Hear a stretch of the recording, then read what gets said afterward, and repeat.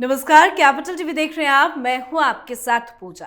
बांग्लादेश की अंतरिम सरकार के प्रमुख मोहम्मद यूनुस, जो खुद को बांग्लादेश का संविधान रक्षक बताकर सत्ता में आए थे, अब उसी सत्ता के खिलाफ बगावत के सुर सुनाई देने लगे हैं। सेना प्रमुख वाकर उज जमान की सक्रियता और राजनीतिक गलियारों में तेज होती चर्चाएं साफ संकेत दे रही हैं कि बांग्लादेश तख्ता पलट की ओर बढ़ रहा है। कभी भी मोहम्मद यूनुस की अंतरिम सरकार गिर सकती है और यूनुस खुद भी इस खतरे को महसूस कर चुके हैं। तभी तो हाल ही में उन्होंने कहा कि देश के अंदर और बाहर जंग जैसे हालात हैं। यह बयान किसी स्थिर नेता का नहीं, बल्कि एक ऐसे व्यक्ति का है जो जानता है कि उसका वक्त अब पूरा हो रहा है। इसी के साथ मोहम्मद यूनुस ने अब खुद को बचाने के लिए भारत के खिलाफ जहर उगलना शुरू कर दिया है। मोहम्मद यूनुस ने बांग्लादेश के मौजूदा संकट के लिए भारत को जिम्मेदार ठहराया है, तो दूसरी तरफ शेख हसीना ने मोहम्मद यूनुस पर देश को अमेरिका को बेचने का आरोप लगाया। शेख हसीना ने यह भी कहा कि यूनुस ने आतंकवादियों की मदद से बांग्लादेश की सत्ता हथियाई है और इनमें से कई आतंकी संगठन ऐसे हैं जिन पर अंतर्राष्ट्रीय बैन लगा हुआ है। तो आज बांग्लादेश के मौजूदा हालात पर ही चर्चा करेंगे। मेरे साथ स्टूडियो में मौजूद हैं कैपिटल टीवी के editor in chief doctor Manish Kumar. Doctor साहब, बहुत बहुत स्वागत है आपका। धन्यवाद। क्या है अभी ताजा स्थिति बांग्लादेश की? अब से कुछ देर पहले शेख हसीना ने एक ट्वीट किया जिसमें उन्होंने साफ साफ कहा कि ये जो डॉक्टर यूनुस है वो आतंकी है और ये जो सरकार चल रही है ये आतंकियों के द्वारा चलाई जा रही सरकार है। इससे बड़ी बात क्या होगी? ये बातें क्यों कही जा रही है? क्योंकि पिछले 48 घंटे में अचानक से ये गुलाटी मारना शुरू कर दिया। यह आदमी शातिर, धूर्त और जहनियत इसकी जो है आतंकियों वाली है। ये जब तक बांग्लादेश को बर्बाद नहीं कर देगा तब तक ये सुधरने वाला नहीं है। And the army will have to take a call. आप देखिए, इस आदमी को चीफ एडवाइजर किसने बनाया? आर्मी चीफ ने बनाया। और आर्मी चीफ को मारने के लिए ये जो है सेटिंग करना चालू कर दिया। आर्मी चीफ को बदलने की कोशिश करने लग गया। तो वो कहानी तो आप लोग जान रहे हैं। नया क्या हुआ? इसने ऑल पार्टी मीटिंग बुलाई कि भाई किसी तरीके से हम इसके अंदर जो है वो एक कंसेंसस पैदा करेंगे। लेकिन पॉलिटिकल पार्टीज ने साफ कहा भाई इलेक्शन कराओ, अभी घोषित करो इलेक्शन। आर्मी कह रही है कि जो इलेक्टेड गवर्नमेंट होगी वही बड़ा फैसला ले सकती है। तुमने बड़ा फैसला लिया तो फिर तुमको तो जाना पड़ेगा। तो चारों तरफ से ये घिर गया। ऑल पार्टी मीटिंग के अंदर एक और डिमांड हुआ।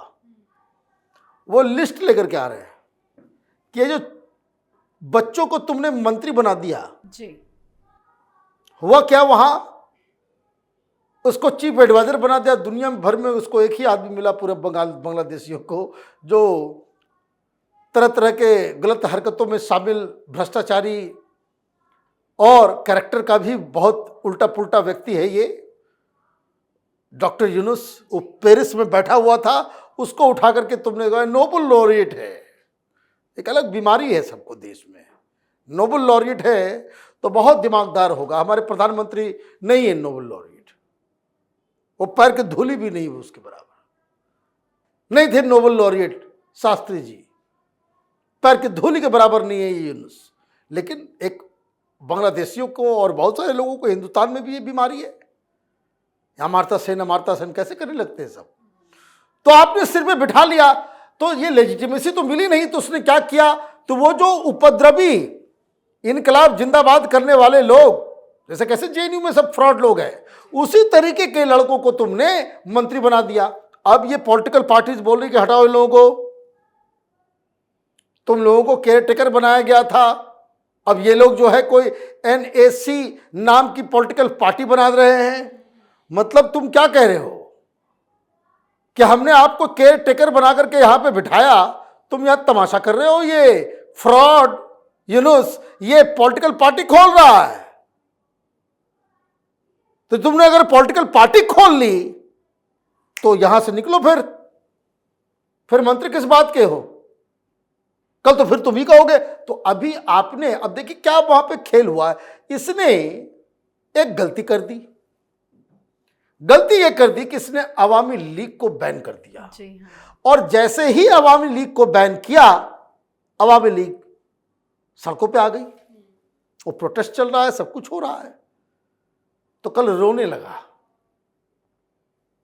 होता है ना, जब चोरी पकड़ी जाती है, जब ये हो जाता है तो आदमी ड्रामा करना चालू कर देता है, रोने लगता है। तो ये रोते रोते कह रहा है कि देखिए देश में जो है, देश के अंदर भी और देश के बाहर भी युद्ध जैसा माहौल बन गया है। अरे भाई कौन युद्ध कर रहा है? हिंदुस्तान तो युद्ध नहीं कर रहा।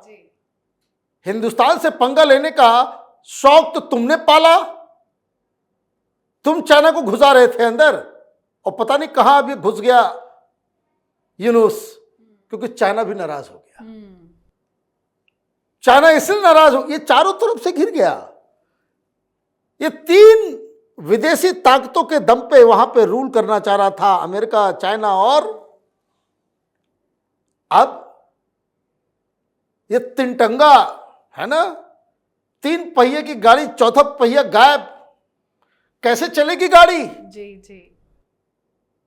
तो पाकिस्तान को तो हमने ठोक दिया। पाकिस्तान अभी अपने ही में पागल है। अब कोई सुन रहे हो कि भाई कोई आईएसआई जा रहा है या आर्मी वाले जा रहे हैं कहां? तो आर्मी के चीफ जाएंगे, ये जाएंगे। उसको ऐसा हम लोगों ने ठोका कि इधर उधर तुर्की वुर्की घूम रहा है कटोरा लेकर के। अब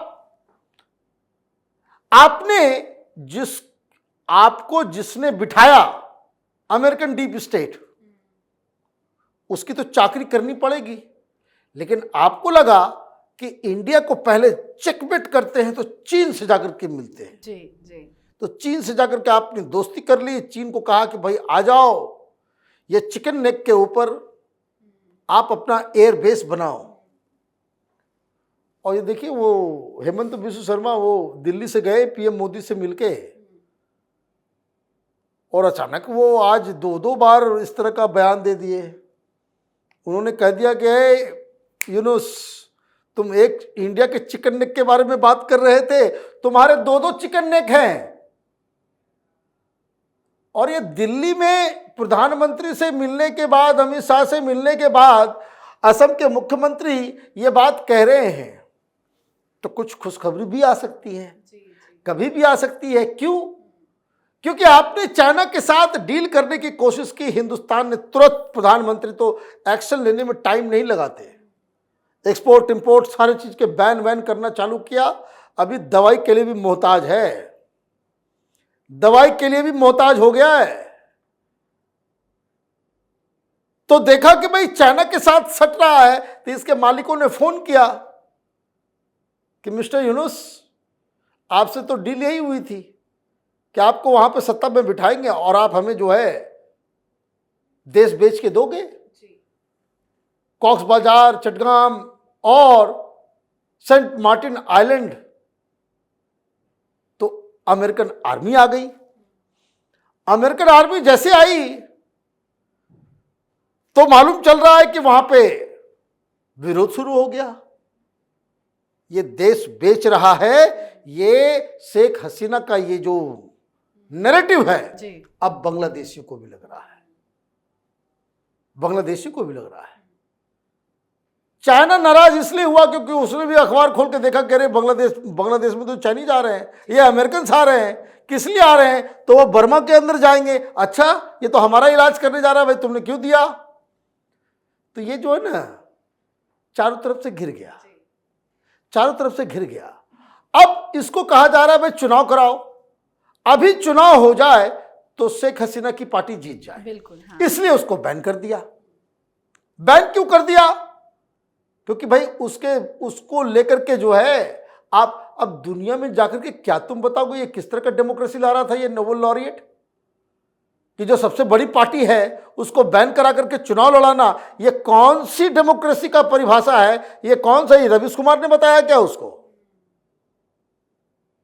ये हिंदुस्तान में इस तरह के है ना फर्जी पत्रकार लोग, मूर्ख, दिमाग से पैदल, कि their democracy means minus BJP. Hindustan में बीजेपी को माइनस करके जो है डेमोक्रेसी, यही गुरु ज्ञान जो है लगता है इन लोगों ने उठा लिया होगा इस यूनुस ने, कि बांग्लादेश में democracy is minus Awami league. तो अवामी लीग का वो दबाव चल रहा है। अब ये चारों तरफ से घिर गया तो क्या करेगा? तो बहुत सिंपल सा है, जितने जिहादी हैं, जितने इस तरह के लोग हैं, ये कांग्रेसी फोंग्रेसी, ये सारे लोग मोदी प्रधानमंत्री मोदी कितने लोगों का घर चलाते हैं कि हमको समझ में नहीं आता है ना। उनका दुकान चल पड़ता है, शहबाज शरीफ हो कि मुनीर हो कि यूनुस हो, कि भाई मोदी की पॉलिसी की वजह से एक्सटर्नल थ्रेट है और शेख हसीना के थ्रेट की वजह से इंटरनल थ्रेट है। बात बहुत ही साफ है। Army is the only cementing element in Bangladesh today. ये सारे लोग डिस्क्रेडिटेड हो गए और जहां से समर्थन आना था, यूनुस तो जाएगा, बचने की एक ही उम्मीद थी कि अगर बीएनपी और बाकी पॉलिटिकल पार्टीज का इनको साथ मिल गया होता, वो मिला नहीं। और ये फेक नैरेटिव आप ज़्यादा दिन तक नहीं चला सकते।